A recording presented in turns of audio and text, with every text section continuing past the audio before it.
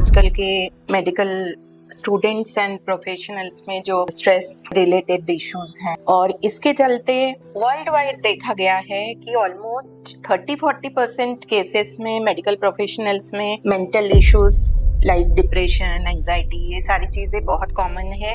Even 10-12% में suicidal tendencies देखा गया है। सेकेंडली जो एग्जाम्स हैं वो बड़े स्ट्रेसफुल हैं। मैम, अगर ये सारी चीज़ें एक बच्चा अपने मेडिकल लाइन में आने से कि अपने पेरेंट्स के साथ बात करके ये सब चीज़ें करके आता है, लेकिन उसके बावजूद आज हम देख रहे हैं कि मेडिकल फील्ड में खासकर स्टूडेंट्स में बहुत डिप्रेसिव थॉट्स हैं, बहुत डिप्रेशन है, बच्चे अपनी लाइफ एंड कर रहे हैं। क्लास में मुझे लगता है एक बॉडी होना चाहिए जिसमें कुछ बच्चे जो मेंटली काफी स्ट्रांग हैं।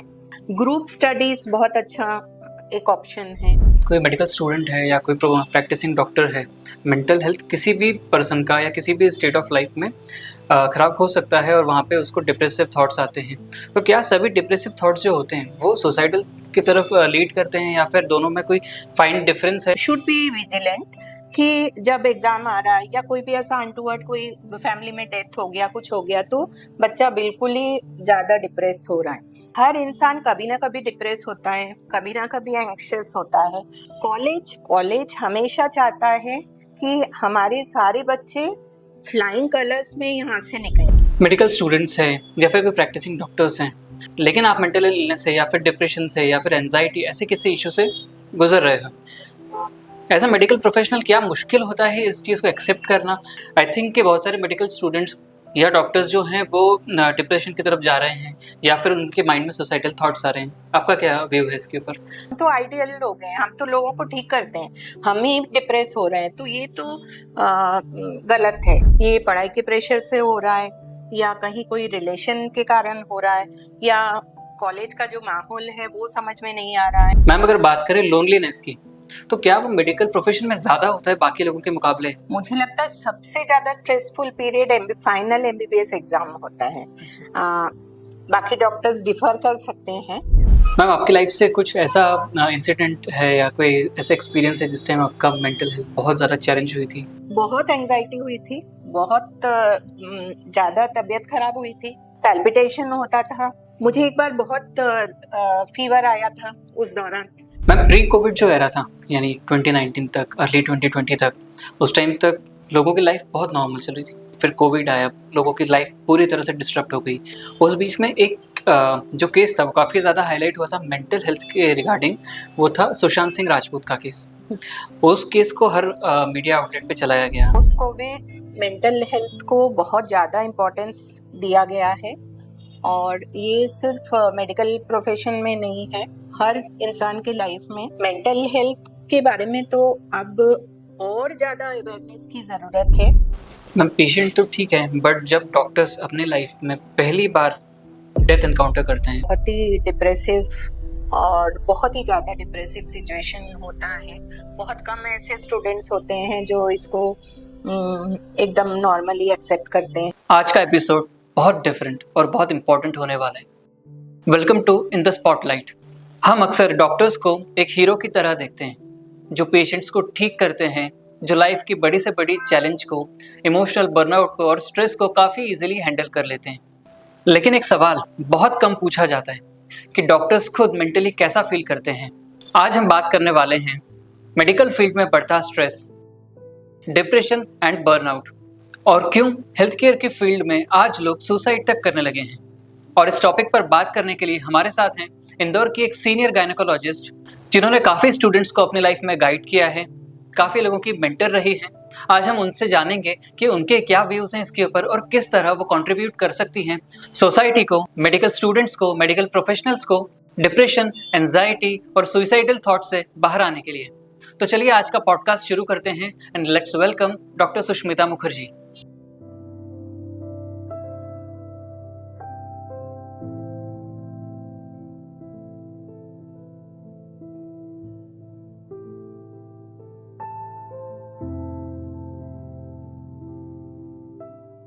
मैम, सबसे पहले मैं आपसे ये पूछना चाहूँगा कि लोग समझते हैं डॉक्टर्स को स्ट्रेस हैंडल करना बहुत अच्छे से आता है, वो डिफ़िकल्ट से डिफ़िकल्ट सिचुएशन बहुत अच्छे से हैंडल कर लेते हैं, बट रियलिटी क्या है?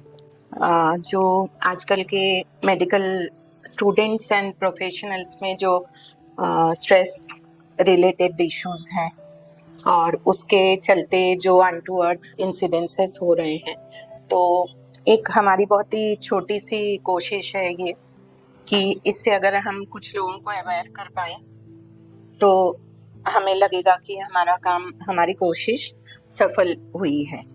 सबसे पहली बात है कि मेडिकल प्रोफेशन ऐसा है कि जिसमें हमको सिखाया जाता है कैसे लाइफ को सेव करना, कैसे स्ट्रेस हैंडल करना, पेशेंट्स को ठीक करना।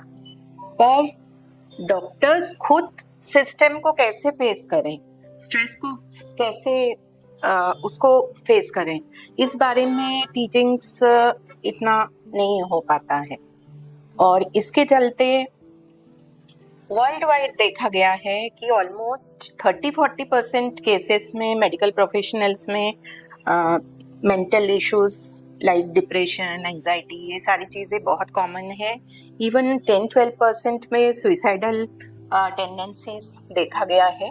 और ये इंसिडेंट्स जो है जनरल पॉपुलेशन से ज़्यादा है मेडिकल प्रोफेशनल्स में। और ये इसके पीछे बहुत सारे रीजंस हैं, बहुत सारे कारण हैं। उन कारणों को भी हमको डिस्कस करना चाहिए, समझना चाहिए। क्या कारण है मैम उनके पीछे? एक तो मेडिकल फील्ड ऐसा है कि यहाँ जो पढ़ाई है, जो स्टार्टिंग से जो पढ़ाई है, वो एक अलग डिफरेंट इश्यूज को लेके है। सिर्फ किताब पढ़ना मेडिकल प्रोफेशन नहीं है। यहाँ डेड बॉडी डिसेक्शन है, पेशेंट्स को लाइफ उनको देखना है, उनके सफरिंग्स को देखना है, उनकी तकलीफें day to day. Actually whole life हम लोगों को इंसान के जो तकलीफें हैं वो देखना पड़ता है, इवन डेथ्स देखने पड़ते हैं। और ये बहुत पॉजिटिविटी नहीं देता है इनिशियली, ये इंसान को दुखी करता है। ये चीजें, किसी की तकलीफ देख के कभी किसी को खुशी तो हो नहीं सकती है। तो एक तो ये रीजन है। दूसरा रीजन है जो करिकुलम है, जो कोर्स है, वो बहुत वास्ट है, बहुत डिफिकल्ट है, सब्जेक्ट्स बहुत सारे हैं और it is related to human beings. तो नेचुरली उसमें कहीं पे कॉम्प्रोमाइज हो ही नहीं सकता। You have to be proper, क्योंकि it is with handling human beings. तो इसलिए कोई भी फील्ड है मेडिकल प्रोफेशन में थोड़ा डिफिकल्टी वाला सिचुएशन है। सेकेंडली, जो एग्जाम्स हैं वो बड़े स्ट्रेसफुल हैं, क्योंकि वहाँ मल्टीपल टाइम्स आपको परफॉर्म करना पड़ता है, आपको प्रूव करना पड़ता है। और it is quite vast, challenging. And उस दिन आपका माइंडसेट क्या है, आप कितना मेंटली स्टेबल हैं, उसके हिसाब से भी कई बार आपका परफॉर्मेंस अच्छा या बुरा हो सकता है। और इस तरह से मतलब मल्टीपल रीजंस हैं। इसके अलावा एक इंसान जो बहुत ही रेगुलेटेड लाइफ लीड करना चाहता है, जो सुबह उठे, शांति से ब्रेकफास्ट करे, अच्छे से अच्छे कपड़े पहने, जॉब पे जाए, टाइम से लंच करें, शाम को आराम से घर आए, फिर इवनिंग एंजॉय करें, वीकेंड्स अच्छे से एंजॉय करें, ये माइंडसेट से मेडिकल प्रोफेशन में आ नहीं सकता कोई, क्योंकि यहाँ इमरजेंसीज है और फिजिकल स्ट्रेन भी बहुत ज़रूरी हो जाता है, क्योंकि कई बार लॉन्ग शिफ्ट्स होते हैं, आपको कई घंटे आपको लगे रहना पड़ता है, खाने का टाइम नहीं मिलता है, प्रॉपर डाइट आपको कई बार नहीं मिल पाता है।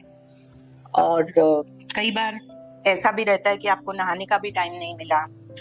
तो अपना जो सेल्फ केयर है, उसका एक रूटीनाइज्ड सेल्फ केयर कई बार पॉसिबल नहीं हो पाता है, और उन चीज़ों से अफेक्टेड भी नहीं हो सकते हैं, क्योंकि आफ्टर ऑल आपको जो परफॉर्म करना है वो बेस्ट करना है, उसमें कोई कॉम्प्रोमाइज हो नहीं सकता। कई रातें सोने को नहीं मिल सकता है, आपको जागना पड़ता है कई रात। तो ये सारे फैक्टर्स मिला के एक स्ट्रेसफुल सिचुएशन पैदा करता है, जिसके कारण प्रोफेशनल्स में, और ये एक दो दिन का नहीं है, it is a prolonged period, पहले एमबीबीएस, फिर इंटर्नशिप, फिर पोस्ट ग्रेजुएशन, फिर सुपर स्पेशलिटी, फिर आपका जो जॉब है उसमें आप फील्ड में, तो ये डिफरेंट लेवल्स में स्ट्रेसफुल सिचुएशंस मेडिकल प्रोफेशनल्स को फेस करना पड़ता है। मैम जैसे अभी कोविड का भी टाइम गया जिसमें पूरी जो दुनिया थी वो डॉक्टर्स के भरोसे ही खड़ी थी और उन्हीं के थ्रू सब आज वापस से चीज़ें नॉर्मल हुई हैं। ऐसे स्ट्रेसफुल सिचुएशंस हैं या फिर डे टू डे लाइफ में जो कभी डेथ्स डॉक्टर्स को देखना पड़ रही हैं, कभी कुछ पेशेंट्स ऐसे हो रहे हैं, ये सब चीज़ें फेस करने के पहले डॉक्टर को अपना माइंडसेट कैसे प्रिपेयर करना चाहिए, कैसे खुद को मजबूत करना चाहिए? सबसे पहला, जब आप अपना सब्जेक्ट चूज कर रहे हैं, जब आपको समझना है कि आप किस फील्ड में जाना चाहते हैं, मैक्सिमम लोगों को एक टारगेट रहता है कि हमको डॉक्टर बनना है, ठीक है, पर उनको उसके जो हार्डशिप, उसके जो प्रोसेस है, उसके बारे में पूरा प्रैक्टिकली जो सिचुएशंस फेस करना होता है उस बारे में समझना चाहिए और अपने आप को इंट्रोस्पेक्शन करना चाहिए कि क्या मैं इन चीज़ों को हैप्पीली एक्सेप्ट कर सकता हूँ, क्या इन चीज़ों को से मैं अफेक्टेड तो नहीं होऊंगा। थोड़ा बहुत तो कम ज़्यादा तो सबको होता है, सभी को स्ट्रेसफुल, कई बार स्ट्रेस में आते हैं लोग, पर बिफोर सिलेक्टिंग मेडिकल प्रोफेशन में आने के पहले पेरेंट्स और बच्चे, उनको ये क्लियर हो जाना चाहिए कि it is a dedicated line where apart from studying books lot of other things are involve. आपके इमोशन, आपका फिजिकल स्ट्रेंथ, आपका मेंटल स्ट्रेंथ, बहुत सारी चीज़ों में इन्वॉल्वमेंट होता है। मैम अगर ये सारी चीज़ें एक बच्चा अपने मेडिकल लाइन में आने से पहले या इस फील्ड में आने से पहले अपने आप को प्रिपेयर करके अपने पेरेंट्स के साथ बात करके ये सब चीज़ें करके आता है, लेट्स से आज कोई फर्स्ट ईयर का स्टूडेंट है एमबीबीएस का या सेकंड ईयर का स्टूडेंट है जो इनिशियली अपने लेवल पे ये सब चीज़ें करके आया है, लेकिन उसके बावजूद आज हम देख रहे हैं कि मेडिकल फील्ड में खासकर स्टूडेंट्स में बहुत डिप्रेसिव थॉट्स हैं, बहुत डिप्रेशन है, बहुत अनटूवर्ड जो सिचुएशंस हैं वो आ रही हैं, बच्चे अपने लाइफ एंड कर रहे हैं। तो इसका क्या रीज़न है और इसको आप किस तरह से केयर कर सकते हैं इस चीज़ को, या कैसे प्रिवेंट कर सकते हैं इस चीज़ को?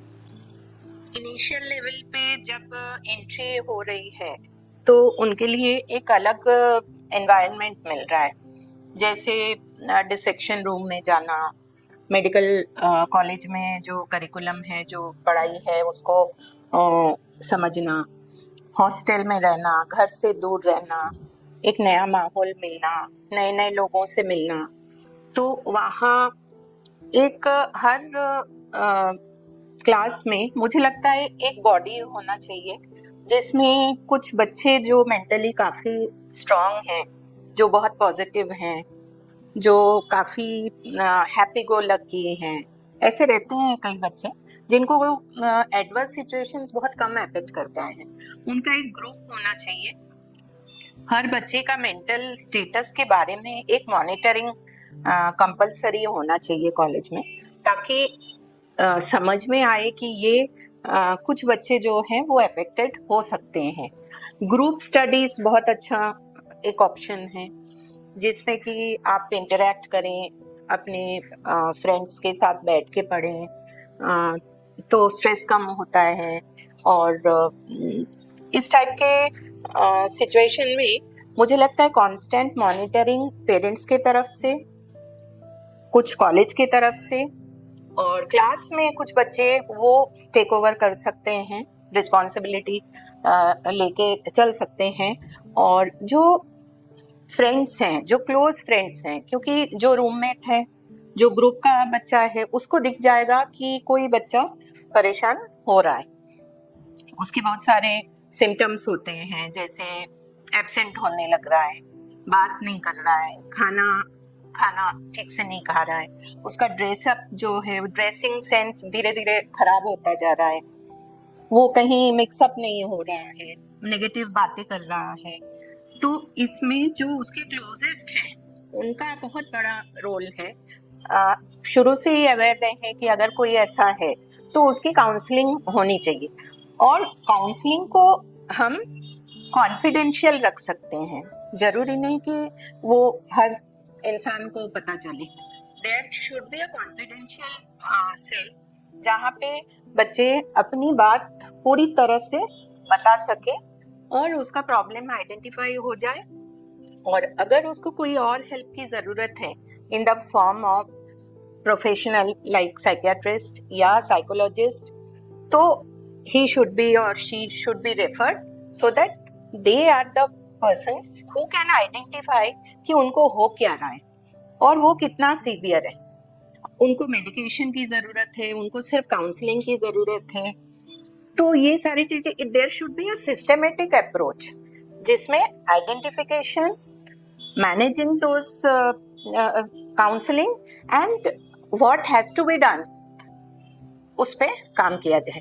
कुछ समय है जिस समय दिक्कत ज्यादा आती है, जो एग्जाम टाइम है, जब रिजल्ट आ रहा है, या कोई पर्सनल रिलेशन में कोई दिक्कत आई है, कोई ब्रेकअप हो रहा है या कोई झगड़े हो रहे हैं, तो ये सारे सिचुएशंस रहते हैं जिस समय ज्यादा they are prone to take major steps. तो ये अगर एक सिस्टमेटिक अप्रोच में हो जाए, जहाँ थोड़ा भी अपने को सस्पेशन हो कि इनका मेंटल हेल्थ दिक्कत में आ रहा है, तो counselling and they should be referred to the particular professional who can handle. Ma'am for example अगर कोई मेडिकल स्टूडेंट है या कोई प्रैक्टिसिंग डॉक्टर है, मेंटल हेल्थ किसी भी पर्सन का या किसी भी स्टेट ऑफ लाइफ में ख़राब हो सकता है और वहाँ पे उसको डिप्रेसिव थॉट्स आते हैं, तो क्या सभी डिप्रेसिव थॉट्स जो होते हैं वो सुसाइडल की तरफ लीड करते हैं, या फिर दोनों में कोई फाइन डिफरेंस है कि हम आइडेंटिफाई कर सके कि इसकी सिवियरिटी कितनी है? सही में बोला जाए तो I am not the right person to give you detailed insight into this.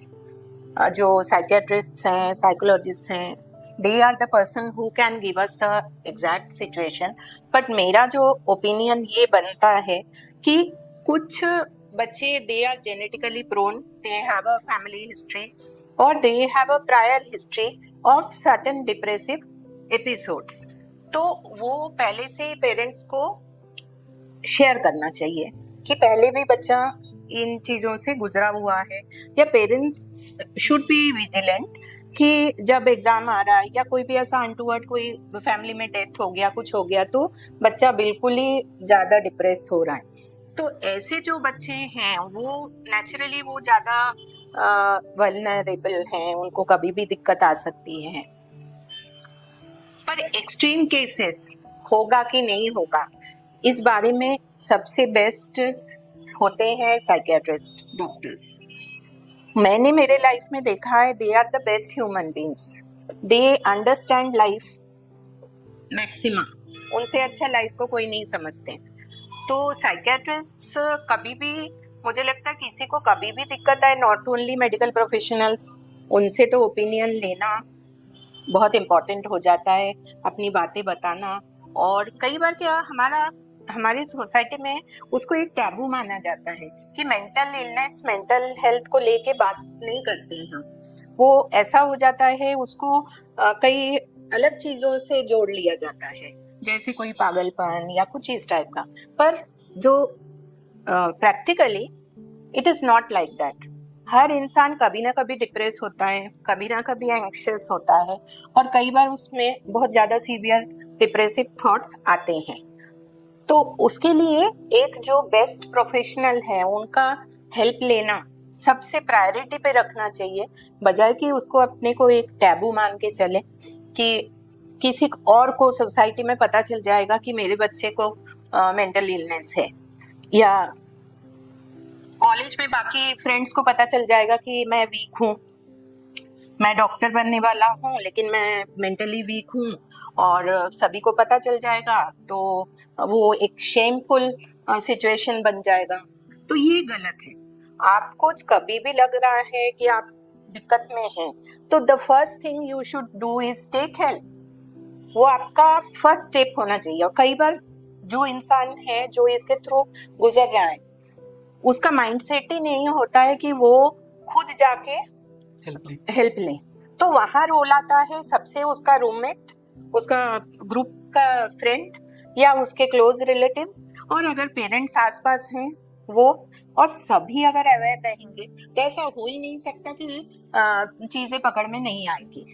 जो इंसान विथड्रॉन है, टोटली डिप्रेस्ड है, टोटली डिटैच हो जाता है, उसमें इतनी समझ नहीं रहती है कि वो हेल्प के लिए कहीं जाना, तो he needs help from the people surrounding him. तो वहाँ हमारी जवाबदारी बन जाती है। कॉलेज हमेशा चाहता है कि हमारे सारे बच्चे फ्लाइंग कलर्स में यहाँ से निकले और कॉलेज का नाम रोशन करे, हर बच्चा बेस्ट पढ़े और आगे जाके भी बहुत अच्छा करे, मेंटली अच्छे रहें, खुश रहें। कोई ऐसा डिपार्टमेंट या कोई ऐसा कॉलेज नहीं होगा जो चाहेगा कि किसी बच्चे को दिक्कत आए, पर चीजें अगर एड्रेस ही नहीं होगा, बताया ही नहीं जाएगा, तो स्टेप्स कैसे लिया जाएगा। तो एक सिस्टम फॉलो होगा, तो it will be like screening शुरू से कि these are the students who can develop severe symptoms. Medical students हैं या फिर कोई प्रैक्टिसिंग डॉक्टर्स हैं, वो ऑलरेडी मेडिकल फील्ड से रिलेटेड है, उन्हें बहुत सारे जो ऑब्वियसली जो स्पेशलाइज्ड हैं वो अपने स्पेशलाइजेशन के बारे में उन्हें पता ही है, बट नेचुरली क्या है कि आपको बाकी चीज़ों के बारे में, लाइफ इन जनरल भी बहुत सारी चीज़ें पता होती हैं। जब आपके पास में खुद के पास नॉलेज है और आप खुद मेडिकल प्रोफेशनल हैं, लेकिन आप मेंटल इलनेस से या फिर डिप्रेशन से या फिर एनजाइटी ऐसे किसी इशू से गुजर रहे हो, एज अ मेडिकल प्रोफेशनल क्या मुश्किल होता है इस चीज़ को एक्सेप्ट करना कि मैं इस चीज़ से गुजर रहा हूँ और फिर मैं जाके किसी साइकेट्रिस्ट को विजिट करूं। क्योंकि अगर मैं डॉक्टर हूं या मैं मेडिकल स्टूडेंट हूं, मैं डॉक्टर बनने वाला हूं, तो मुझे लोग एक नज़रिए से देखते हैं, लोग मुझे लुकअप करते हैं, और मैं ही अगर सबके सामने ये प्रोजेक्ट करूंगा कि मुझे खुद को हेल्प की ज़रूरत है, तो वो मेरे लिए एक नेगेटिव वे में जा सकता है। And that's why I think कि बहुत सारे मेडिकल स्टूडेंट्स या डॉक्टर्स जो हैं वो डिप्रेशन की तरफ जा रहे हैं या फिर उनके माइंड में सुसाइडल थॉट्स आ रहे हैं। आपका क्या व्यू है इसके ऊपर? ये एक नेचुरल सी बात है कि डॉक्टर को एक आइडियल इंसान समझा जाता है, पेशेंट्स हो सोसाइटी के सामने, और कोई भी अपकमिंग जो भी डॉक्टर्स हैं जो बन रहे हैं, उनको अपने आप को, किसी को भी पसंद नहीं है अपने आप को वीक प्रोजेक्ट करना, और उसको वो शेम से रिलेट करते हैं कि शर्म से, कि ये पता चल जाएगा तो फैमिली के सामने मेरी जो इज्जत है वो खराब हो जाएगी, जो फ्रेंड सर्कल्स वो मुझे वीक समझेंगे, और इस तरह से वो हेल्प लेने बोले हम तो आइडियल लोग हैं, हम तो लोगों को ठीक करते हैं, हम ही डिप्रेस हो रहे हैं, तो ये तो गलत है। तो इसलिए उनका हेल्प लेना बहुत लास्ट में ही आता है। वो कभी भी इनिशियल स्टेप में ये एक्सेप्ट ही नहीं करेंगे कि हमको दिक्कत हो रही है। तो वो सबसे बड़ा वाला हिंड्रेंस है। सबसे ज्यादा दिक्कत वही है कि डॉक्टर्स खुद ही एक्सेप्ट नहीं करेंगे कि हमको दिक्कत हो रही है। मैम, अगर मैं एक डॉक्टर हूँ या मैं एक मेडिकल स्टूडेंट हूँ, मुझे समझ में आ रहा है कि मेरे माइंड जो है वो नेगेटिव थॉट्स की तरफ ज़्यादा जा रहे हैं, मुझे अकेले रहना पसंद आ रहा है, मुझे सोशलाइजिंग ज़्यादा पसंद नहीं आ रही है, ठीक है, मुझे घर से बाहर नहीं निकलना है, मुझे किसी चीज़ में ज़्यादा इन्वॉल्व नहीं होना है, तो मैं अपने एंड पे अपने आप को इस चीज़ से बाहर निकालने के लिए क्या चीज़ें कर सकता हूँ? जो बहुत सारी चीजें कर सकते हैं। सबसे पहले ये समझें कि ये ऐसा क्यों हो रहा है, ये पढ़ाई के प्रेशर से हो रहा है, या कहीं कोई रिलेशन के कारण हो रहा है, या कॉलेज का जो माहौल है वो समझ में नहीं आ रहा है, या पढ़ाई समझ में नहीं आ रहा है कि एग्जाम का स्ट्रेस हो रहा है, एग्जाम में परफॉर्म कर पाएंगे कि नहीं, या कोई फाइनेंशियल इश्यूज हो रहा है, या पेरेंट्स के साथ कोई प्रॉब्लम आ रहा है, पेरेंट्स का ओवर एक्सपेक्टेशन हो रहा है, या पेरेंट्स पे फाइनेंशियल बर्डन नहीं डालना है। फेलियर मेडिकल एजुकेशन का एक पार्ट है।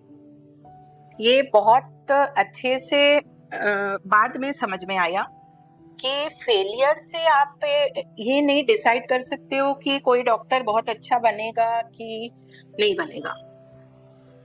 कई बार फेल कर चुके डॉक्टर्स इतने रिनाउंड डॉक्टर्स बने, और कई बहुत ही साउंड एकेडमिशियंस एवरेज डॉक्टर्स बने। एक डॉक्टर बनने के लिए सिर्फ एकेडमिक्स काफ़ी नहीं है, आपका पेशेंट के साथ कम्युनिकेशन, उसके साथ रिलेशन, उसका कॉन्फिडेंस कितना आप गेन कर सकते हो, वो कितना आपको ट्रस्ट कर सकता है, कितना कंफर्टेबल है, बहुत सारे फैक्टर्स मिला के तब जाके एक सक्सेसफुल डॉक्टर या प्रोफेशनल बनते हैं। तो मेडिकल स्टूडेंट्स को अपने पार्ट पे एक फर्स्ट इसमें समझ लेना चाहिए कि कई बार फेलियर्स आ सकते हैं और उसको इतना नेगेटिवली फेस करने की कोई ज़रूरत नहीं है, क्योंकि मेडिकल जो एग्ज़ाम्स होते हैं वो टफ होते हैं और कई स्टेजेस में आपको थ्योरी में अलग से, वाइवा में अलग से, इंस्ट्रूमेंट्स रखे हैं वहाँ अलग से, हर जगह अलग से एक पासिंग मार्क्स लाना पड़ता है। कहीं एक में भी आप कम ला रहे हैं तो आपका फेलियर माना जाता है। तो हो सकता है आपको कुछ महीने बाद उसको रिपीट करना पड़े। इस चीज को एक्सेप्टेंस में रखना चाहिए। ये इससे कोई इंसान बहुत पीछे नहीं चला जाता है और इससे कोई जो एक बार में सब क्लियर कर रहा है वो एकदम बहुत ही अच्छा प्रोफेशनल बन रहा है, ऐसी भी कोई गारंटी नहीं है। हम स्टेप्स क्या ले सकते हैं खुद अपने एंड पे अपने आप को से ट्रीट करने के लिए? तो एक तो ये एक्सेप्टेंस हो कि फेलियर्स आ सकते हैं, वापस पढ़ेंगे और अच्छा करेंगे। सेकेंडली, रेगुलर अपना एक छोटा रूटीन अगर बन जाए जिसमें आप रेगुलर कुछ एक्सरसाइज को अपने करिकुलम में डाल लें, रनिंग ही कर लें या जिम वगैरह अगर जा सकते हैं। सबको पता है एक्सरसाइज, योगा, इस टाइप की चीज़ों से एंडोर्फिन्स और सब रिलीज होते हैं, पॉजिटिव हार्मोन्स, वो आपके डे टू डे स्ट्रेस को कम करेगा। आपकी डाइट पे थोड़ा सा ध्यान रखें, जो डाइट आपके फिजिकल स्ट्रेंथ को भी प्रोटीन रिच अच्छी वाली डाइट, वो आप ध्यान रखें कि आपका गट हेल्थ अच्छा रहे, बीच बीच में प्रोबायोटिक्स वगैरह लेते रहें और कभी भी कोई दिक्कत आए तो उसको बात करें। Conversation is very important. उसको आपके जो बेस्ट फ्रेंड है उनसे बात करें, कोई रिलेटिव है जिनसे आप बहुत ओपन हैं उनसे बात करें। अगर आप पेरेंट्स के साथ नहीं बताना चाहते हैं, पेरेंट्स से इतना ज़्यादा अच्छे से कम्युनिकेट नहीं कर सकते हैं, तो आप काउंसलर के पास जाएं, उनसे बात करें कि मुझे ये दिक्कत आ रही है। और पेरेंट्स के लिए मेरा एक सजेशन है कि जिस समय ये सब चेंजेस आ रहा है बच्चे के लाइफ में, उस समय पेरेंट्स थोड़े से अवेयर रहें, कुछ उनसे रेगुलर कन्वर्सेशन उनका होता रहे। ऐसा नहीं कि उनको भेज दिया और भूल गए, महीनों बाद उनसे कांटेक्ट हो रहा है, तो उनको एसेस करते रहें कि उनका मेंटल स्टेट क्या है। जिस तरह से बुखार आया तो हम दौड़ते हैं डॉक्टर के पास की दवाई दे देते हैं, बुखार बहुत ज़्यादा आ रहा है या लूज मोशन हो रहा है किसी को, तो हम तुरंत जाते हैं डॉक्टर से कि इतना सीवियर लूज मोशन हो रहा है, तुरंत दवाइयाँ दी जा रही हैं, तुरंत ज़रूरत पड़े तो एडमिट कर रहे हैं। पर मेंटल इलनेस का क्या? वहाँ बच्चा बार बार अपने को इंडिकेशन दे रहा है पर हम चुप बैठे हैं, क्योंकि या तो हमको समझ नहीं है या हम समझ के भी समझना नहीं चाह रहे हैं। हमको लग रहा है कि हाँ ऐसा सभी बच्चों को होता है, हो जाएगा ठीक, धीरे धीरे एडजस्ट हो जाएगा, तो वो गलत है।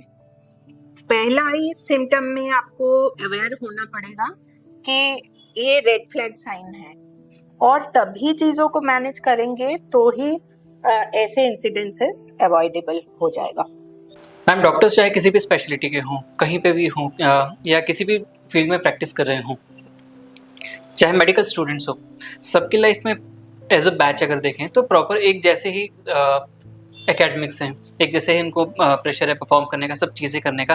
बट क्या आपको लगता है कि male students and female students दोनों में अलग अलग टाइप का प्रेशर होता है और दोनों में से किस में प्रेशर, मेंटल प्रेशर ज़्यादा होता है, या किसको अपना मेंटल स्टेट, अपनी मेंटल हेल्थ का ज़्यादा ध्यान रखना पड़ता है?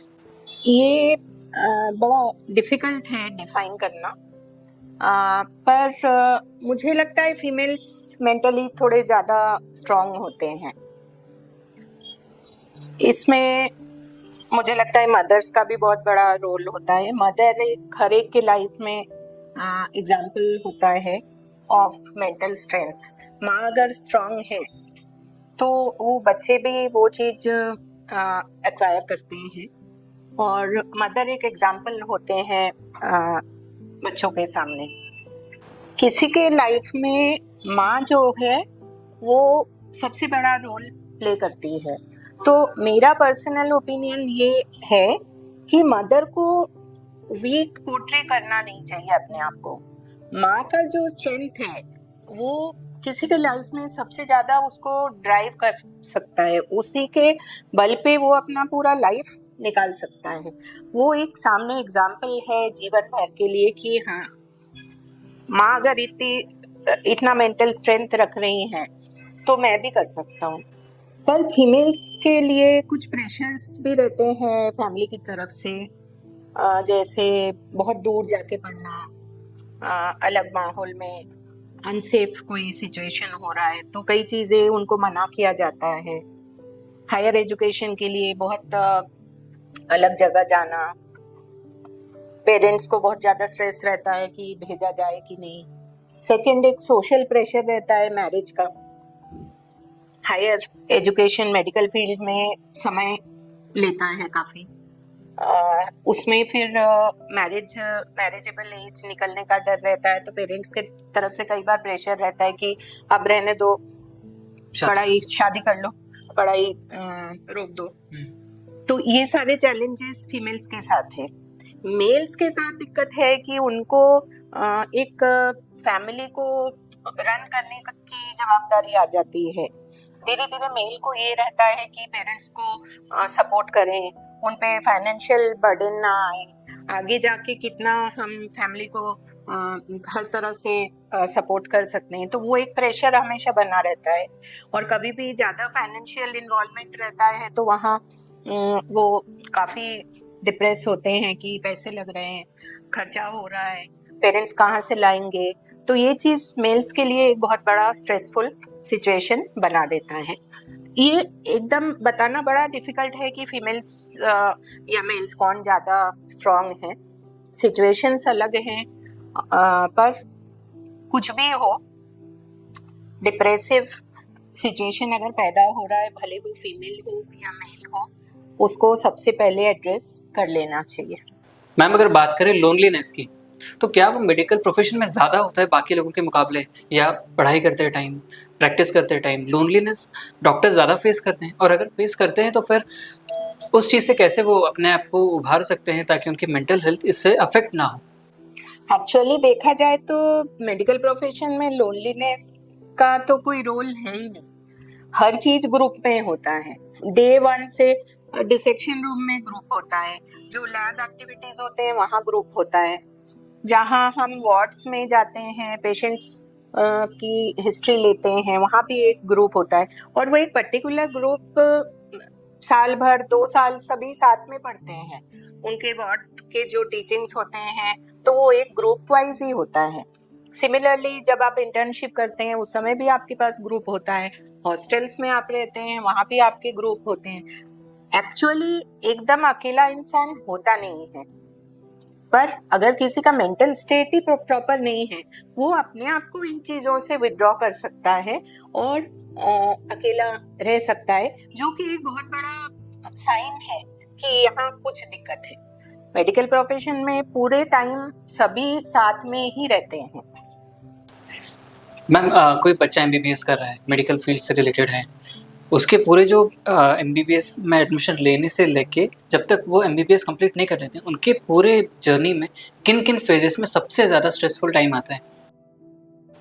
इसमें MBBS PG सबको इंक्लूड करके बता रही हूँ। ठीक है। MBBS के टाइम मुझे लगता है सबसे ज्यादा stressful period final MBBS exam होता है। बाकी डॉक्टर्स डिफर कर सकते हैं, पर ये मेरा पर्सनल ओपिनियन है कि जो फाइनल MBBS एग्जाम होता है वो वास्ट होता है, काफ़ी स्ट्रेसफुल होता है, और अचीव करने की खुशी भी होती है, पर बहुत ज़्यादा डर भी होता है कि इतने सारे सब्जेक्ट्स हैं, इतनी ज़्यादा पढ़ाई है, तो कहीं कोई दिक्कत ना आ जाए। सेकेंडली, जो PG का टाइम है, उस समय रेसिडेंसी के टाइम जो फर्स्ट ईयर है अभी का, हमारे समय हाउस जॉब होता था, वो उसको फर्स्ट ईयर रेसिडेंसी से इक्विवेलेंट मान सकते हैं। तो उस समय मतलब काफ़ी परफॉर्म करना होता है, एक नया माहौल मिलता है। डायरेक्ट पेशेंट ट्रीटमेंट पार्ट पे आप चले जाते हैं। अभी तक तो आप पढ़ रहे थे, हिस्ट्री ले रहे थे, आपको सीनियर्स फैकल्टी पढ़ा रही है, आपको लिखना है, पढ़ना है, वाइवा में आंसर करना है, पर ये एक फेज आता है जब पेशेंट डायरेक्ट आपके सामने है और उसकी हिस्ट्री, उसका पूरा ट्रीटमेंट प्रोटोकॉल फॉलो करना, सीनियर्स का जो भी एक्सपेक्टेशंस हैं उसको प्रॉपरली फुलफिल करना, साथ में पढ़ाई करना, सेमिनार्स अटेंड करना, थीसिस के लिए तैयारी करना, तो वो एक स्ट्रेसफुल पीरियड होता है। और फर्स्ट ईयर एक ऐसा टाइम होता है जब बहुत ज़्यादा प्रैक्टिकल वर्क आता नहीं है और सब चीज़ नया होता है, और एक परफॉर्मेंस प्रेशर भी रहता है, एंजाइटी भी रहती है।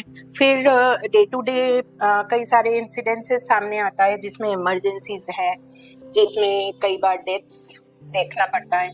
तो वो एक टाइम मेडिकल स्टूडेंट के लाइफ में बहुत ज़्यादा स्ट्रेसफुल टाइम होता है। मैम, आपकी लाइफ से कुछ ऐसा इंसिडेंट है या कोई ऐसा एक्सपीरियंस है जिस टाइम आपका मेंटल हेल्थ बहुत ज़्यादा चैलेंज हुई थी, और अगर ऐसा है तो उसमें आपने क्या किया था, कैसे आप उससे उभरे? मुझे याद है जो फाइनल एमबीबीएस एग्ज़ाम था वो मेरे लिए सबसे स्ट्रेसफुल पीरियड था, और मैं प्रिपरेशन के टाइम मैंने डिसाइड किया था कि मैं घर पे ही प्रिपेयर करूं, क्योंकि मुझे लग रहा था हॉस्टल में मैं ज़्यादा स्ट्रेसफुल सिचुएशन फेस कर रही हूँ। तो मैं घर पे थी, थोड़ा पेरेंट्स का सपोर्ट था प्रिपरेशन लीव के टाइम। सेकेंड सब्जेक्ट्स जो थे उनमें से सबसे ज़्यादा मुझे स्ट्रेसफुल लगा था मेडिसिन एग्ज़ाम में, क्योंकि मेडिसिन इतना वास्ट है, न्यूरोलॉजी, गैस्ट्रोएंट्रोलॉजी, रेस्पिरेटरी, हेमाटोलॉजी, ये सब अकेले ही एक एक बड़े बड़े सब्जेक्ट हैं, और फाइनल एमबीबीएस में अपने को हर एक को ही थोड़ा थोड़ा पढ़ना ही पड़ता है, और कहाँ से कौन सा केस अपने को मिलेगा, क्या पूछा जाएगा, थियरी में क्या आएगा, ये सब के बारे में कुछ पता नहीं होता है। तो मुझे याद है बहुत एंजाइटी हुई थी, बहुत ज़्यादा तबीयत खराब हुई थी, पैल्पिटेशन होता था, ऐसा लगता था मेरा हार्ट बीट मैं खुद ही सुन रही हूँ। अभी जब मैं लुक बैक करती हूँ तो मुझे लगता है I was very anxious that time. और मुझे एक बार बहुत फीवर आया था उस दौरान, और मुझे रैशेस भी आ गए थे। तो मैं बिल्कुल डेफिनेट हो गई थी कि मुझे बहुत सीवियर वाला कोई डिजीज हो गया है, और यही मेरा अंत है। मैं तो अब कुछ नहीं हो सकता मेरे साथ, और मेरे पास पूरा डिफरेंशियल डायग्नोसिस था, इंक्लूडिंग ल्यूकेमिया और सभी चीज़ें थे। इवन मेरे लिम्फ नोड्स बड़े हो गए थे। तो आई हैड सीवियर डिप्रेशन कि भाई इसमें तो मैं तो गई। पर फिर इट वॉज इन्फेक्शियस मोनोन्यूक्लियोसिस एक कंडीशन होता है, वो हुआ था मुझे, कुछ वायरल इन्फेक्शन से होता है, and I recovered, but that was so stressful. मेरा उस समय थोड़ा बीपी भी बढ़ गया था, मुझे नींद नहीं आती थी, and health anxiety medical students में बहुत कॉमन है। जो बीमारी हम देखते हैं ना, हमको लगता है हमें हो रहा है, हमें तो नहीं हो रहा है। पेट दुख रहा है तो हमको बड़ी बड़ी बीमारी दिखती है। तो इसलिए मेडिकल स्टूडेंट्स के लिए उसको कोप अप करना कई बार डिफिकल्ट हो जाता है। और उस समय मुझे याद है कि पेरेंट्स बहुत सपोर्टिव थे, जो डॉक्टर्स मुझे देखे थे उन्होंने बहुत अच्छी काउंसलिंग करी, समझाया। पर हमारे समय, उस समय मेंटल हेल्थ को लेके कोई बात नहीं होती थी, ना ही हम अवेयर थे कि हमको एंजाइटी हो रही, कि डिप्रेस हो रहे हैं, कुछ नहीं होता था। जितना आज का जनरेशन अवेयर है, जितना अपडेटेड है, हम नहीं होते थे उतना। तो मुझे लगता है आज के जनरेशन के लिए क्योंकि वो अवेयर है, उनके लिए कोप अप करना भी इजी है, सिर्फ एक कदम थोड़ा सा आगे बढ़ना है। उनकी मेंटालिटी वैसी करनी है कि अर्लीस्ट उसको टेक हेल्प, उसको इग्नोर ना करें। रेसिडेंसी का जो टाइम था वो house job specially medical college में कोलकाता में, it was one of the best time of my life. काफी काम सीखा मैंने। हमारे टाइम पे हमारे जो सीनियर्स होते थे उनका बहुत बड़ा रोल होता था, वो आज भी है। अभी भी बच्चे जो सीख रहे हैं उसका काफी कुछ पार्ट सीनियर्स हाथ पकड़ के सिखाते हैं। वो गलतियां करते हैं तो डांटते हैं। वो जब बहुत सीरियस पेशेंट हैंडल करते हैं, जब फर्स्ट ईयर बहुत सीरियस पेशेंट्स हैंडल करते हैं, वो सीनियर्स ही होते हैं जो खड़े रह के समझा के उनको फेस करना सिखाते हैं कि नहीं मत डरो, ये ऐसे करो, इसको ऐसे करना होता है। क्योंकि जो प्रोफेसर्स हैं वो रात को 2 बजे तो अवेलेबल नहीं होते हैं। उस समय जो हमारे सीनियर्स हैं वो 24 घंटे ही साथ में हैं। फैकल्टी प्रोफेसर्स पे बहुत ज़्यादा रिस्पॉन्सिबिलिटी है। उनको ऑपरेट भी करना, उनको वार्ड राउंड्स लेना, उनको क्लासेस लेना, अंडर ग्रेजुएट, पोस्ट ग्रेजुएट, उनको वार्ड टीचिंग्स कराना, उनको थीसिस बनवाना, उनका डिपार्टमेंट पूरा रन करना। तो जो सीनियर्स हैं वो उनके साथ एक बड़ी feeling can solve lot of problems. हमारे सीनियर्स हमको खिलाते थे, डांटते भी थे, पढ़ाते थे, और हाथ पकड़ के स्टिच कैसे लगाना है, कैसे एब्डोमेन ओपन करना है, कैसे ड्रेसिंग करना है, ये सारे सिखाते हैं। और वो मेडिकल फील्ड में यही हायरार्की फॉलो होता है। बस सिर्फ थोड़ा सा जो रिलेशन है वो जितना बेस्ट रहेगा उतना उसका इम्पैक्ट स्टूडेंट्स के मेंटल हेल्थ पे पड़ेगा। मैम, क्या आपको लगता है कि मेडिकल स्टूडेंट्स अपनी लाइफ को कुछ ज़्यादा सीरियसली ले लेते हैं? हाँ, कुछ हद तक ये सही भी है। एक तो मेडिकल में वही लोग आते हैं जो कि हाई परफॉर्मर्स होते हैं, बहुत अपने स्कूल के टॉपर हैं, अपने डिस्ट्रिक्ट के टॉपर हैं। ऐसे बच्चे मेडिकल फील्ड पे आते हैं, वो ऑलरेडी बहुत ज़्यादा परफॉर्म किए होते हैं, नीट में भी बहुत अच्छे स्कोर लेके आते हैं। तो फिर कई लोग बाद में रिजल्ट एवरेज करते हैं, तो कुछ लोगों को वो एक्सेप्टेबल नहीं हो पाता है। उनको लगता है कि हम तो ऐसे थे और अभी ये हमारा डाउनफॉल है। ऐसा नहीं है। मैंने शुरू में ही बताया था कि आपके मार्क्स और आपका एकदम हाई परफॉर्मेंस कुछ गारंटी नहीं करता है। और आपने अगर कम स्कोर किया है तो इसका मतलब नहीं है कि आप बिल्कुल बहुत ही खराब परफॉर्म कर रहे हैं। सर्कमस्टांसेस हैं, समय की बात है, धीरे धीरे और बेटर हो जाएंगे। तो ये एक पार्ट रहता है। हाई परफॉर्मेंस, उनका हाई एक्सपेक्टेशन वो मीट नहीं होता है, तो नेचुरली उनको लगता है कि हम तो अच्छे से परफॉर्म ही नहीं कर पा रहे हैं। ये बहुत कॉमन है। एक एग्जाम्पल मैं देना चाहूँगी।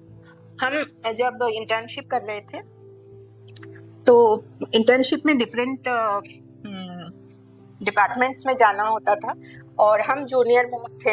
हमको पेशेंट्स बस देखना ही, हमको ज़्यादा नॉलेज भी नहीं है। सीनियर्स होते थे, वो सब करते थे। तो एक दिन मैं वार्ड में गई तो एक पेशेंट बैठे थे और हम हिस्ट्री वगैरह ले रहे थे, बातचीत हो, तो उन्होंने एक पुड़िया निकाला। तो मतलब बोले कि ये सर दे के गए हैं। तो हमारे जो हाउस स्टाफ थे, बड़े थे हमसे सीनियर, बोले वो दे के गए हैं और मैडम ये बोल के गए हैं कि सुबह 8 बजे और रात को 8 बजे 1 मिनट आगे पीछे नहीं होना चाहिए, ये गोली लेना ही पड़ेगा।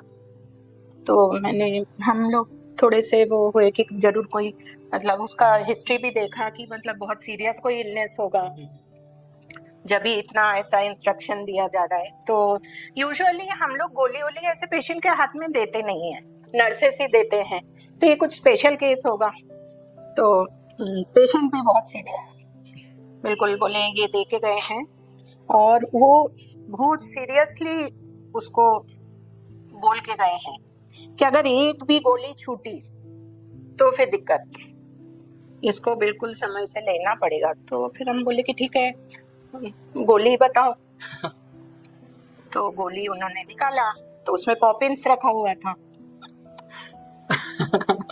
पेशेंट गांव का पेशेंट, थोड़े से रूरल एरिया से, तो वो इतना, तब हमको समझ में आया कि इतना सीरियस माहौल है, पर एक इंसान उसको ह्यूमर और उसमें इतना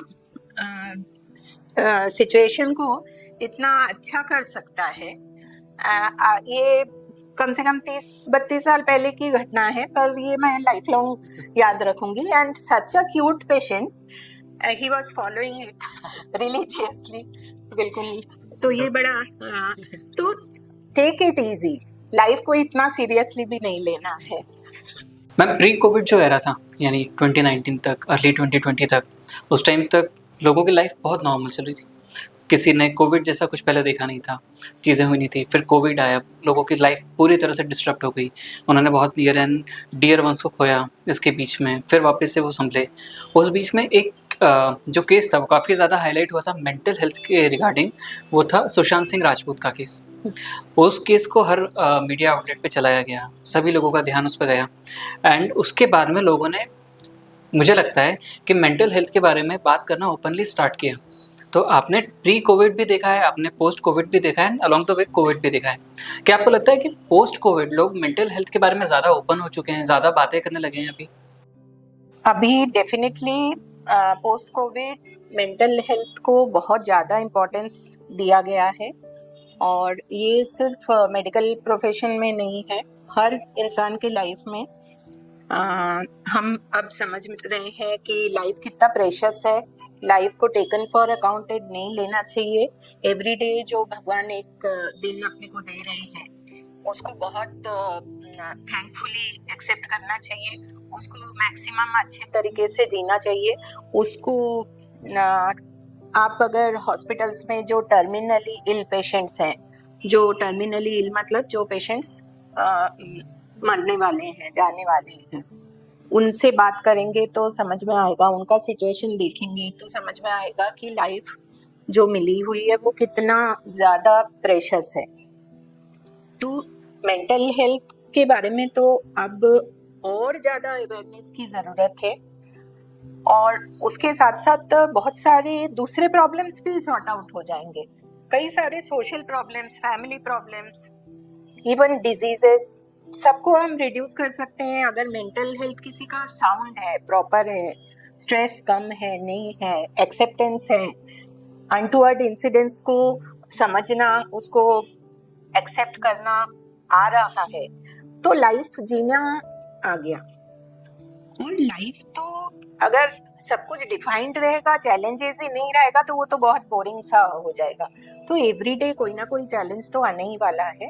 बस आपका मेंटेलिटी या मेंटल स्टेट ये हो जाना चाहिए कि उसको आप किस तरह से एक्सेप्ट करें। हर चीज का कुछ पॉजिटिव कुछ नेगेटिव पार्ट है, और हर चीज में से हम पॉजिटिव पार्ट को अगर एक्सट्रैक्ट कर पाते हैं, वैसा हम मेंटल स्टेट अपना बना लेते हैं, तो डिफिकल्ट सिचुएशन भी मैनेजेबल हो जाएगा। अगर नॉर्मल लोगों की बात करें तो क्या खाने का, जो वो खाना कंज्यूम कर रहे हैं, उसका असर मेंटल हेल्थ पे होता है? किस टाइप का खाना मेंटल हेल्थ के लिए अच्छा नहीं होता है, या अगर आपकी मेंटल हेल्थ अच्छी नहीं है तो किस टाइप का खाना आपको अवॉइड करना चाहिए, किस टाइप का खाना आपको लेना चाहिए अपनी डे टू डे लाइफ में? और क्या गट जो आपका होता है वो हेल्थ भी इम्पोर्टेंट है मेंटल हेल्थ के लिए? आप जो खाते हैं आप उसी से बनते हैं। तो गट है जो ब्रेन से टोटली कनेक्टेड है। जितना आपका हेल्दी गट है उतना स्टेबल आपका माइंड है, उतना स्टेबल आपका ब्रेन फंक्शन करेगा। तो प्राइमरी है कि आपके गट माइक्रोबायोम, गट हेल्थ, उस पे फोकस होना, और वहाँ आ जाता है डाइट और आपका स्ट्रेस रिलेटेड इश्यूज। डाइट में नेचुरली फास्ट फूड्स वगैरह और बहुत शुगरी आइटम्स, बहुत ज़्यादा मसाला, मिर्ची, और ये सब चीज़ें गट के लिए ठीक नहीं रहता है। और everyday gut cleaning is important, और ये सारी चीज़ें अगर प्रॉपरली नहीं हो रहा है तो आपको bloating, gas, acidity, chronic constipation, ये सारी चीज़ें जो है ना, मेंटल हेल्थ को भी कई एडवर्सली इफेक्ट करता है, और उससे फिर कई सारे कॉम्प्लिकेशंस पैदा हो सकता है। तो इसलिए आपका डाइट जो कि हेल्दी होना चाहिए, in the form of lot of salads, nuts, fruits, protein rich diet, और उसका प्रॉपर टाइमिंग जितना संभव है उसको मेंटेन हो जाना चाहिए। तो मैम एक जो पेशेंट है वो मेंटली थोड़ा सा या उसकी मेंटल हेल्थ थोड़ी सी चैलेंज्ड है, वो थोड़ा एंशियस है अपने डिसीज़ को लेके, कुछ होते हैं जिन्हें सर्जरी परफॉर्म होनी है जिनके ऊपर, वो अपने फैमिली मेम्बर्स को देख के थोड़ा सा इमोशनली विड्रॉन हो जाते हैं या फिर थोड़ा सा ज़्यादा इमोशनली वीक हो जाते हैं, जिसमें उनको मतलब ऐसा लगता है कि शायद ये सर्जरी हो पाएगी सक्सेसफुल कि नहीं, मैं वापस आ पाऊँगा कि नहीं। वहीं पे एक पेशेंट है जो मेंटली थोड़ा स्ट्रॉन्ग है, उसको ऐसा लग रहा है कि ये डॉक्टर है, मैंने अपने आप को इन डॉक्टर को दे दिया है, ये बहुत अच्छे से करके मुझे वापस ले आएंगे। किसकी बॉडी जल्दी रिकवर करती है या किसकी बॉडी ज़्यादा अच्छे से रिस्पॉन्ड करती है मेडिकेशंस को और थेरेपीज़ को आगे? पॉजिटिव पेशेंट्स को हैंडल करना इजी होता है, उनकी जो हीलिंग पावर है वो मच बेटर होता है, उनको कॉम्प्लिकेशंस होने के बाद भी उनकी रिकवरी बहुत अच्छी होती है। हमको पता है ये पेशेंट को बहुत सारे कॉम्प्लिकेशंस हैं, सर्जिकल जो एक्सरसाइज है वो भी काफी कॉम्प्लिकेटेड है, पर पेशेंट बहुत रिलैक्स है, पेशेंट को कोई दिक्कत नहीं, एकदम सॉर्टेड है patient. She is very like confident about the consequences कि नहीं सब अच्छा होगा, कोई दिक्कत नहीं, आप अच्छे से ही करेंगे। वो पेशेंट रिकवर करेगा ही, उसको कॉम्प्लिकेशंस नेग्लिजिबल होगा। वही एक पेशेंट है जिसको प्रॉब्लम इतनी सी है, ज्यादा उसको दिक्कत भी नहीं है, छोटा सा कोई प्रोसीडियर होना है, पर she has too much of anxiety, doubt अपने आप पे भी, डॉक्टर पे भी और डिजीज पे भी। ये हो सकता है उसका मेंटल स्टेट ही उसको इस तरह का सोचने के लिए मजबूर कर रहा है, पर उसकी रिकवरी कराना मोस्ट डिफिकल्ट हो जाता है। इसलिए डॉक्टर्स को भी एफर्ट लगाना पड़ता है उसको काम करने, उसको समझाएं, और उसको जब हम ऑपरेट करते हैं उसका मेंटल स्टेट जितना स्टेबल होता है, ड्यूरिंग सर्जरी भी चीजें बेटर हो जाता है, बाद में भी बेटर हो जाता है। पर कई बार ऐसे पेशेंट्स को हमको स्टेबलाइज करने के लिए उनका एंजाइटी भी कम करने की दवाइयाँ देनी पड़ती है। मैम पेशेंट तो ठीक है, बट जब डॉक्टर्स अपने लाइफ में पहली बार डेथ एनकाउंटर करते हैं उनके पेशेंट्स की या ऐसे किसी केस पे वो काम कर रहे हैं जिसमें वो पेशेंट नहीं बच पाए, फर्स्ट टाइम जब कोई प्रोफेशनल अपने लाइफ में डेथ एनकाउंटर करता है तो उसके मेंटल स्टेट कैसी होती है और कितना ज़्यादा अफेक्ट पड़ता है, कितना ट्रॉमा होता है उस डॉक्टर को फर्स्ट टाइम? स्टूडेंट्स के लाइफ में ड्यूरिंग इंटर्नशिप या रेसिडेंसी के टाइम सबसे पहले ऐसा सिचुएशन देखने को आता है, और ये बहुत ही डिप्रेसिव और बहुत ही ज़्यादा डिप्रेसिव सिचुएशन होता है। बहुत कम ऐसे स्टूडेंट्स होते हैं जो इसको एकदम नॉर्मली एक्सेप्ट करते हैं। इस समय उनकी काउंसलिंग की ज़रूरत पड़ती है, कई दिनों तक वो पेशेंट याद आता है, उसके घर के लोग याद आते हैं, और मन में ऐसे विचार आते हैं कि और क्या कर सकते थे कि ऐसा नहीं होता, पर कई बार मजबूर होते हैं कई सारे, जैसे कोई accident, severe accident, road traffic accident वाले आते हैं और उनको बचाना मुश्किल हो जाता है, कई सुइसाइडल केसेस आते हैं, और इस टाइप की चीज़ें मेंटल ट्रॉमा सीवियरली करता है, और इंसान काफ़ी इससे डिप्रेस होता है।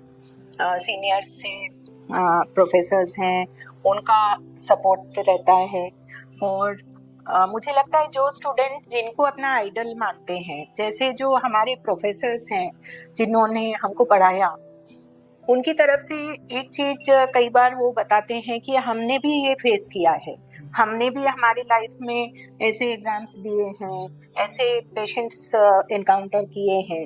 तो मुझे लगता है वो लाइन उस समय के लिए बहुत सपोर्टिव लाइन हो जाता है। स्टूडेंट्स को लगता है कि नहीं, sir has also gone through this kind of situation, तो शायद इसी तरह से हम भी धीरे धीरे ओवरकम कर लेंगे। तो सीनियर्स का सपोर्ट का बहुत बड़ा रोल होता है, और जो प्रोफेसर्स हैं जिनको आइडल मानते हैं स्टूडेंट्स, उनकी तरफ से जब ये चीज आती है तो डेफिनेटली ओवरकम करना इजी पड़ जाता है। पर डेफिनेटली कुछ बच्चे रहते हैं वो ज़्यादा अफेक्टेड होते हैं, जो मेंटली बहुत सॉफ्ट होते हैं, उनके लिए एक्सेप्ट करना डिफिकल्ट होता है। मैम आप जब ये सब परस्यू कर रहे थे MBBS इंटर्नशिप रेसिडेंसी, आप किस टाइप के थे? आप सॉफ्ट थे? और अगर आप सॉफ्ट थे तो आपकी लाइफ में ऐसा मतलब उस टाइम पे क्या इंसिडेंट था जिसने आपको बहुत ज़्यादा इमोशनली अफेक्ट किया या बहुत ज़्यादा मेंटली आप डिप्रेस्ड हुए उस चीज़ से? डिसेक्शन के लिए जब जाने लगी मैं तब मैं बहुत ज़्यादा इमोशनल और बहुत सॉफ्ट माइंडेड इंसान हूँ। शुरुआत में ही मुझे बड़ा जो बॉडीज हम डिसेक्ट करते थे तो मुझे बहुत दिमाग में वो बातें दिन रात मुझे हैमर करता था कि ये कौन होंगे, कैसे होंगे, क्या दिक्कत हुई होगी।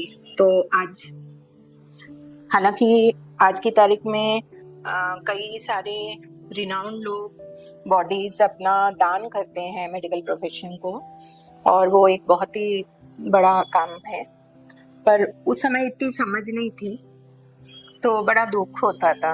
वैसा एक टाइम था, सेकेंड प्रोफेशनल MBBS में एक सब्जेक्ट होता है फॉरेंसिक मेडिसिन, तो फॉरेंसिक के थ्योरी क्लासेस चल रहे थे।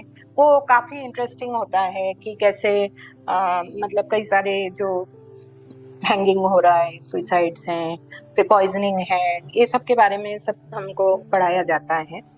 फिर एक दिन आया कि हमको मॉर्ग में जाना है,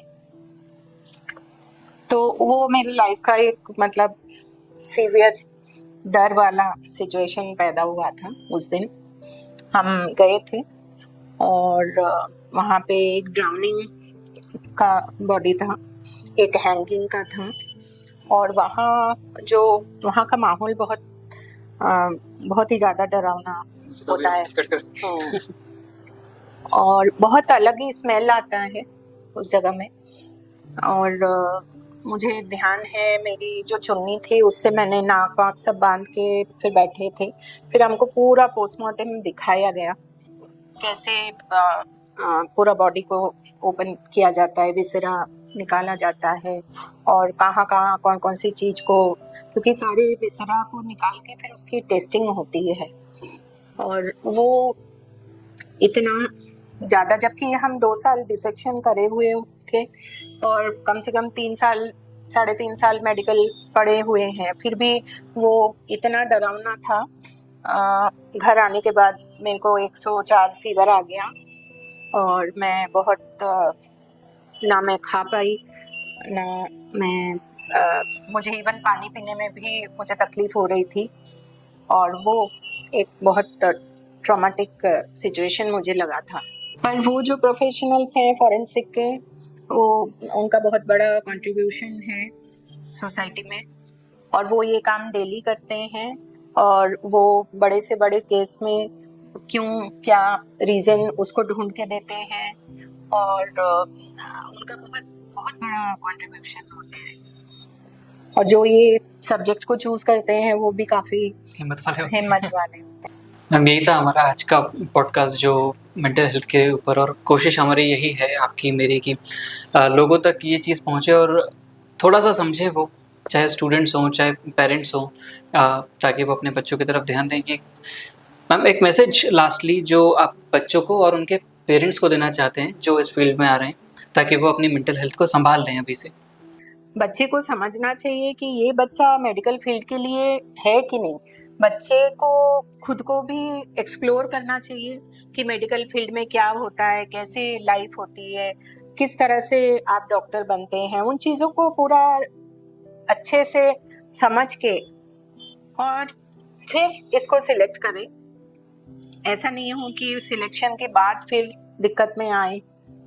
और पेरेंट्स हमेशा उनके मेंटल हेल्थ को प्रायोरिटी दें, समझे कब बच्चे को दिक्कत आ रही है।